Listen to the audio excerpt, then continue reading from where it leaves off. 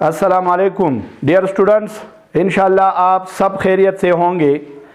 आज मैं second year chemistry का लेक्चर नंबर 6 शुरू करता हूँ। तो आइए शुरू करते हैं। इस लेक्चर का नाम है coal as a source of organic compounds, यानी कोवेला बतौर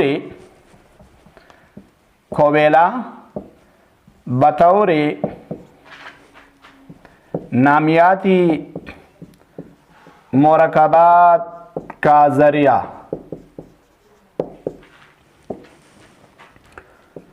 तो कोयला नामियाती मरकबात का एक बड़ा हुआ ज़रिया है, अच्छा ज़रिया है।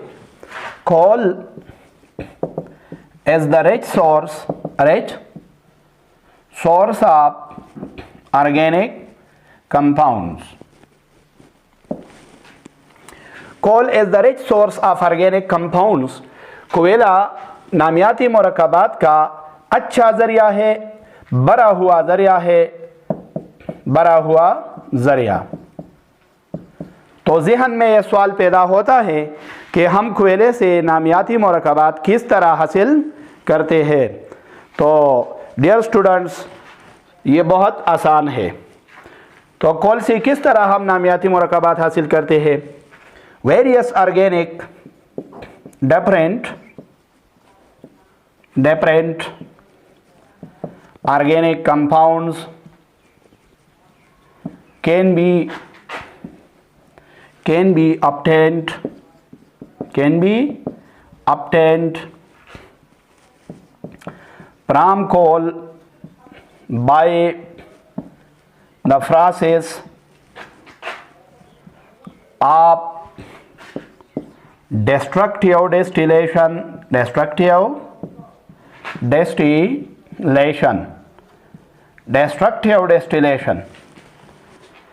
तो तलबा, डिफरेंट ऑर्गेनिक कंपाउंड मुख्तलिफ नामियाती मरकबात कैन बी ऑब्टेन हासिल किए जा सकते हैं फ्राम कोल कोयले से by the process of destructive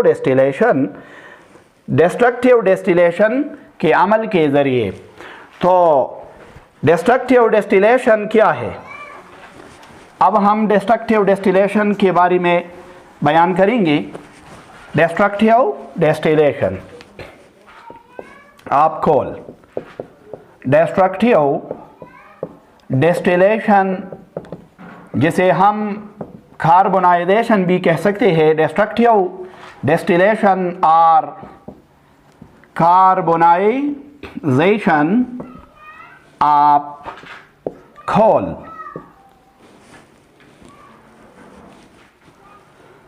कोल की डिस्ट्रक्टिव डिस्टिलेशन या कार्बोनाइजेशन, पहले हम इसकी तारीफ करते हैं, डेफिनीशन। तो इसकी तारीफ हम किस तरह करते हैं? इसी तरह कर सकते हैं। ये ऐसा अमल है जिसमें हम कोयले को हवा की गैर मौजूदगी में ज़्यादा हरारत देकर इससे मुख्तलिफ मुफीद मवाद, मुफीद अशिया, मुफीद पैदावार हासिल कर सकते हैं, प्रोडक्ट्स हासिल कर सकते हैं। तो ऐसे अमल को हम डिस्ट्रक्टिव डिस्टिलेशन कहते हैं। It is the process in which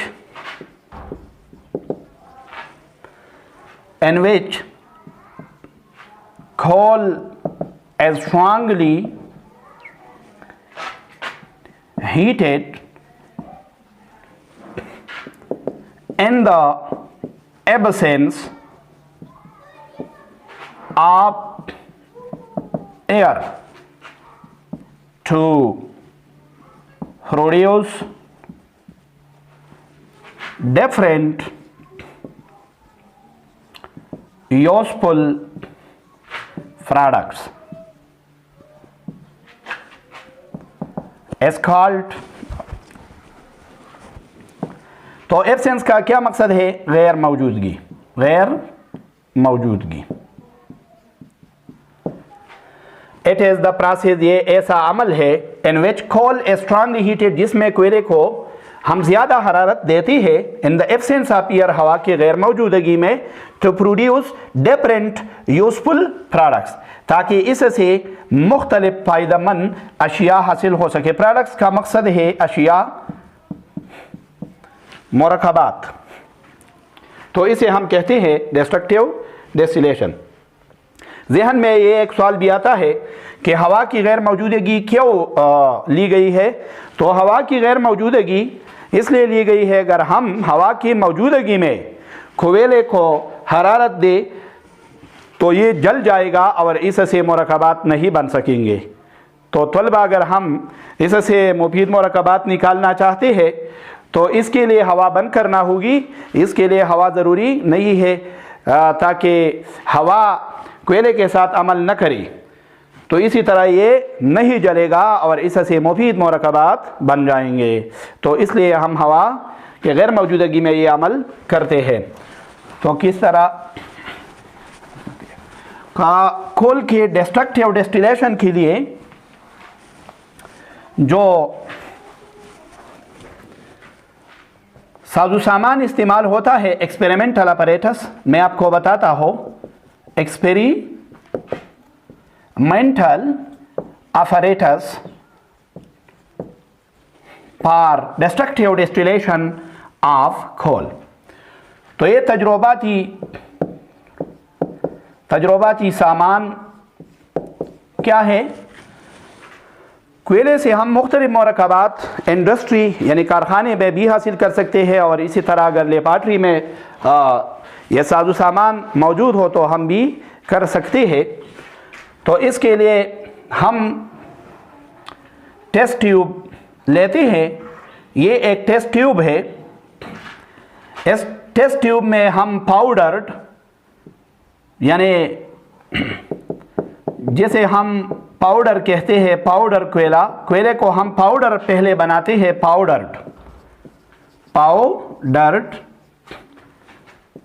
पिसा हुआ कोयला खोल लेते हैं, और इसको हम कार्क जो आप जानते हैं के ज़रिए इसके मुंह यानी इस टेस्ट ट्यूब की मुंह को बंद करते हैं।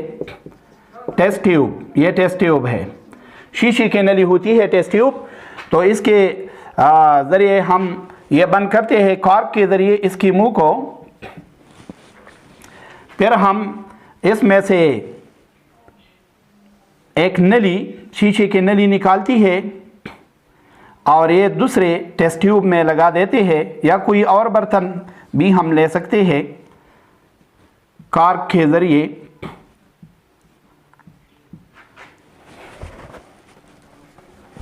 इस बर्तन में एक दूसरा नली भी हम डालते हैं एक सुराख के ज़रिए एक नली को। तो ये भी ट्यूब है, ये भी ट्यूब है, और इसी तरह हम अब बर्नर के ज़रिए, स्पिरिट लैम्प के ज़रिए या बर्नर के ज़रिए, ये बर्नर है, तो इस बर्नर के ज़रिए हम इसको हरारत देते हैं, हीट, स्ट्रांग हीट, बर्नर, ऐसे हम करते हैं बर्नर या स्पिरिट लैम्प भी कह सकते हैं।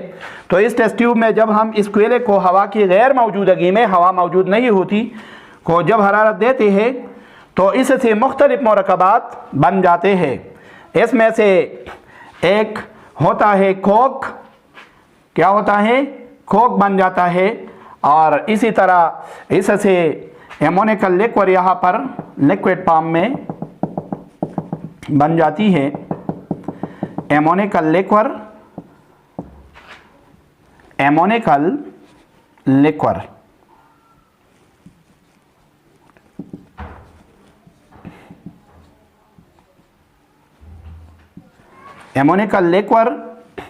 और इसी तरह इससे बनता है कोल गैस, जो इस ट्यूब में बाहर की तरफ निकलता है, कोल गैस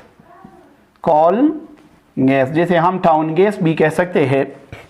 और इसी तरह इससे बनता है कोक, क्या बनता है? कोक। जब ये कोयला अमल करता है और हीट हो जाता है तो इससे कोक बन जाता है, कोक। कोल गैस बनता है, एमोनिकल लिक्विड बनता है, और इसके साथ साथ एक दूसरा चीज़ भी बनता है जिसे हम कहते हैं कोल टार। कोल टार, कोल टार भी बन जाता है। तो ये एक्सपेरिमेंटल अपैरेटस है।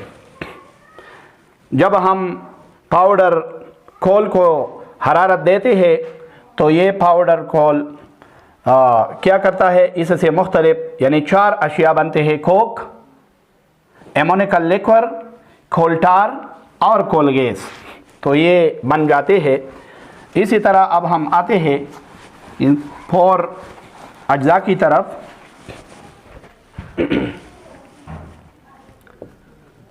कंपोनेंट्स फ्रॉम या कंपाउंड्स, ऑर्गेनिक कंपाउंड। कंपोनेंट्स का मकसद है organic compounds from coal, destructive distillation of coal जो हासिल होते हैं। तो इसमें से एक है कोल को जब हम हरारत देते हैं तकरीबन 1000 से लेकर 1300 डिग्री सेंटीग्रेड तक हम गर्म करते हैं हवा की गैर मौजूदगी में, तो इससे 4 कंपोनेंट बनते हैं, जिसमें से एक है कोक, इसी तरह दूसरा है कोल गैस, इसी तरह तीसरा है कोल टार जिसे हम तारकोल भी कह सकते हैं, तारकोल, टारकोल। अगर हम टारकोल कहेंगे तो ये भी ठीक है। और इसी तरह इससे चौथा कंपोनेंट जो है वो है एमोनिकल लिक्विड। तो ये बनते हैं। अब हम इन चारों की तरफ इस्तेमालात की तरफ आते हैं कि इनके इस्तेमाल क्या है। तो कोक क्या है और इसका क्या इस्तेमाल है? कोक तो कोक इट इज़ द फेवरेस्ट का मकसद है 100% फेवरेस्ट। रब का मकसद है खुरदरा। रब टप का मकसद है सख्त। रब टप फोरस का मकसद है सुराखदार। Black brownish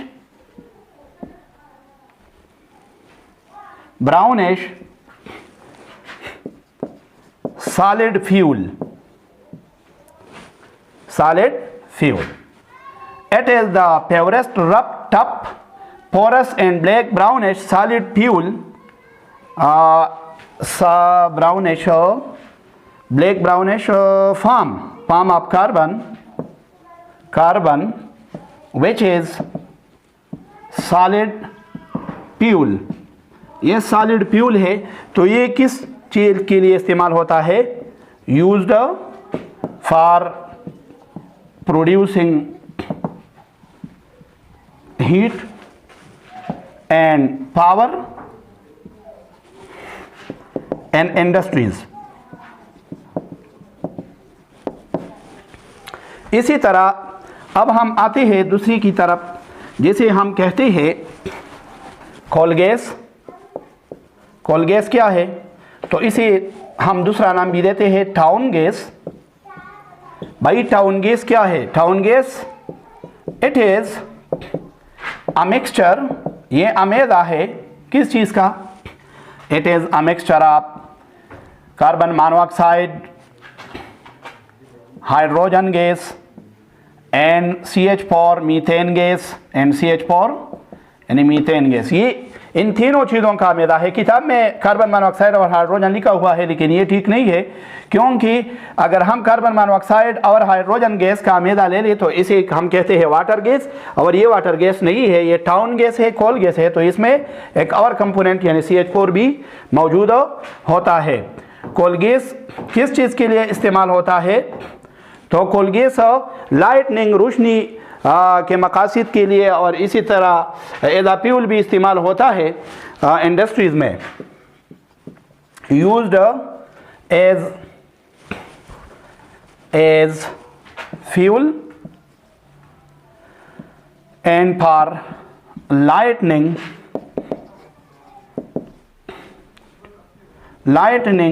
purposes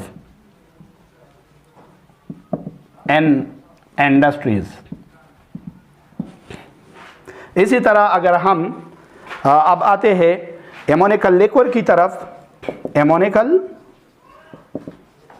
liquor, एमोनिकल liquor को हम एमोनियम हाइड्रोक्साइड भी कह सकते हैं, एमोनियम हाइड्रोक्साइड, और इसका नाम एक्वा एमोनिया भी है, एक्वा और एक्वियस एमोनिया। एक्वियस एमोनिया जिसे भी हम कह सकते हैं, और एक्वियस सोल्यूशन ऑफ एमोनिया भी कह सकते हैं, ammonia solution.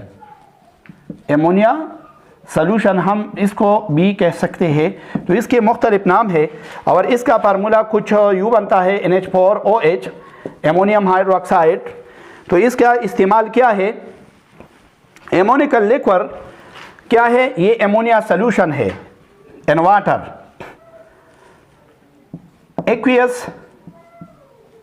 Aqueous solution of ammonia NH3 in water. किस चीज़ में? वाटर में। तो ये इसका तारीफ है और ये इस्तेमाल क्या हो, किस चीज़ में इस्तेमाल होता है? तो ये इंडस्ट्रीज़ में फर्टिलाइज़र्स यानी खादें बनाने के लिए इस्तेमाल होता है। Ammoniacal liquor is used, it is used in the preparation of fertilizers just like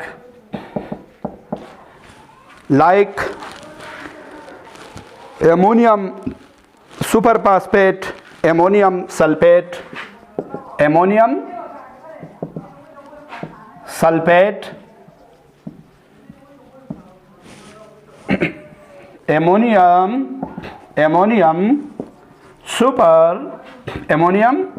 superphosphate. तो इसमें इस्तेमाल होता है। इसी तरह चौथा कंपोनेंट जो है वो है कोल ठार, जिसे हम थारकोल भी कहते हैं, ठार-खोल। आप सब ने देखा होगा जो इस्तेमाल होता है सड़क को पकाने में, रोड को बनाने में। तो कोल्टार क्या है?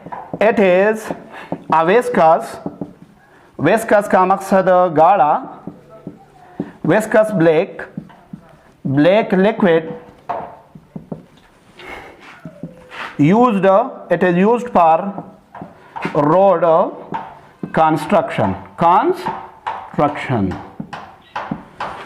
रोड कंस्ट्रक्शन में भी इस्तेमाल होता है। इसी तरह ये परफ्यूम्स वगैरह में भी इस्तेमाल होता है। इसी तरह नेप्थलीन बनाने में भी, नेप्थलीन बनाने में इस्तेमाल होता है, ETC वगैरह। तो ये इसके इस्तेमाल है। तो इंशाअल्लाह तलबा आपने मेरे लेक्चर को गौर से सुना होगा और इंशाअल्लाह आपको समझ में आया होगा। तो ये आज का लेक्चर नंबर 6 था। तो मैंने बहुत तफसील के साथ आपको बता दिया है। तो इंशाअल्लाह नेक्स्ट लेक्चर के लिए इंतज़ार में रहे।